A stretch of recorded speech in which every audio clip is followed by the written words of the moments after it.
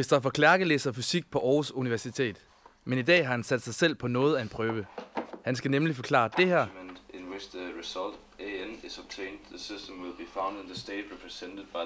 For dem her.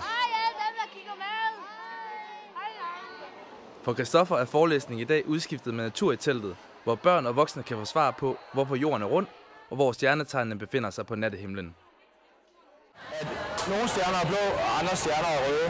De varmeste stjerner, de er blå, og de lidt koldere stjerner, men de er stadigvæk varme, de er stadigvæk rigtig varme. De er røde. Så det er ligesom, og det er det samme, som når du tænder et stearinlys. Så... Er det svært at forstå omkring, at for eksempel jorden er rund? Ja, lidt. Er det det? Ja. Fordi hvad så, når I kigger ud? Udenfor? Jamen, så tror man, den er flad, og ja. Men den er jo rund. Ja. Så er det lidt nemmere at forstå, hvor man har været på sommerferie.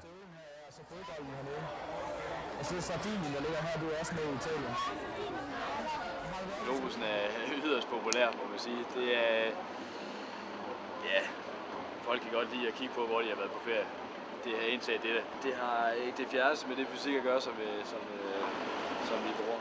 Læse om, hvad det har af gamle myter omkring de her ting, hvorfor de er blevet sat på himlen. Især stjernetegnene kan give problemer hos de yngste.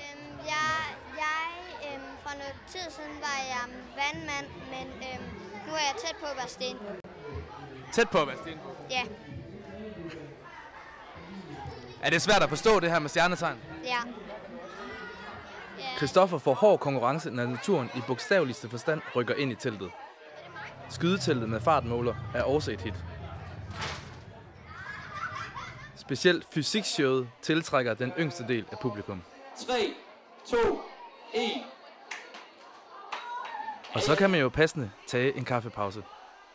Med børnene af vejen har Christoffer nu mulighed for at forklare sin viden for det ældre, mere lydhøre publikum. Jeg prøver at lave det ligesom en jordklode, så det her det burde man kunne se på den nordlige halvkugle, og det her burde man kunne se på den sydlige halvkugle. Jeg forstod det sådan rimelig hurtigt. Det er sådan en... Der var sådan en rund en, man kunne dreje rundt på og sådan noget. Så kunne du slå den ind på, hvad tidspunkt du kiggede op på stjernerne og sådan noget. Og så kunne du se, hvornår du kunne se de forskellige stjernetegn og sådan noget. Dagen er ved at være slut for Christoffer, og der bliver gjort status.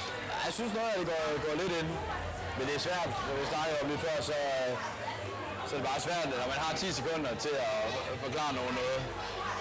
Så kan man ikke nå at forklare noget. Deres koncentration er væk efter 10 sekunder, så de får lidt ind.